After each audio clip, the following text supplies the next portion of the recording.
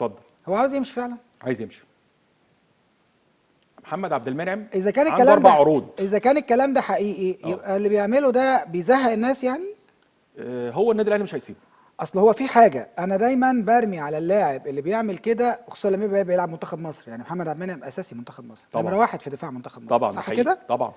اللي بشوفه في ارض الملعب ده في منتهى الرعب الحقيقه. اه اهلي افريقيا يعمل ازمه. ايوه مشكله. حط ايدك احنا على في قلبك. الدوري على مسافه واحده، لكن انا لما يبقى الاهلي بيلعب في افريقيا انا عاوز اكتر التزام واكتر مسؤوليه واكتر انضباط. لما يبقى اللعيب ده بيلعب في منتخب مصر، اكيد كابتن حسام حسن كان بيتفرج على المباراه، انا عايز لعيب منضبط. ده لعيب مش منضبط. مش منضبط. هو مش منضبط. ده لعيب فلتة منه، ده لعيب اعصابه ما بيتحكمش فيها. يا فندم يتمرن على ده، انا مش هقول وحش. ايوه انا محتاج ومش هجنبه. بس انا محتاج ادربه على ده. امسك اعصابك، ما ينفعش اللي انت بتعمله ده. انت لعيب محترف، انت نمره واحد في دفاع منتخب مصر، نمره واحد في دفاع فرقتك. ما فيش وقت انك تجنبه او تعاقبه، لان الاهلي بيلعب في افريقيا طبعا. ولما يبقى في مباراه لمنتخب مصر ما فيش وقت انت هتحتاجه. احنا بنهزر.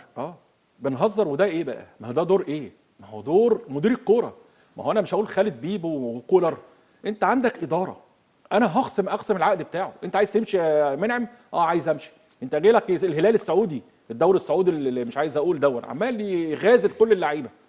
انت جاي لك دوري السعودي. ما يعيبهمش يا فندم. الهلال خلينا بس نتفق على حاجه. ما يعيبهمش يا فندم. ما يعيبهمش، بس انت لاعب محترف. طبعا. أيوة. انت لاعب محترف، خلص عقدك يا فندم، اعمل اقصى ما عندك وامشي وقت ما تحب. وحتى الاهلي لو مش عايز يسيبه، اصل جاله الكلام ان الاهلي مش عايز يسيبه.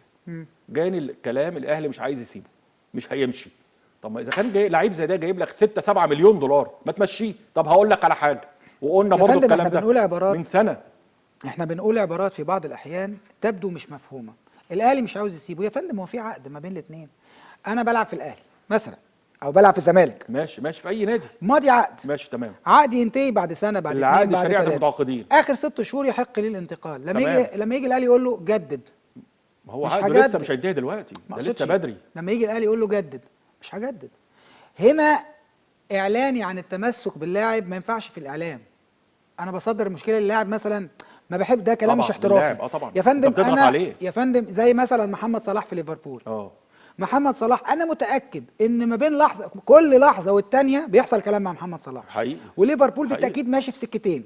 السكه الاولانيه انه يحتفظ باللاعب اذا كان عاوزه. مظبوط.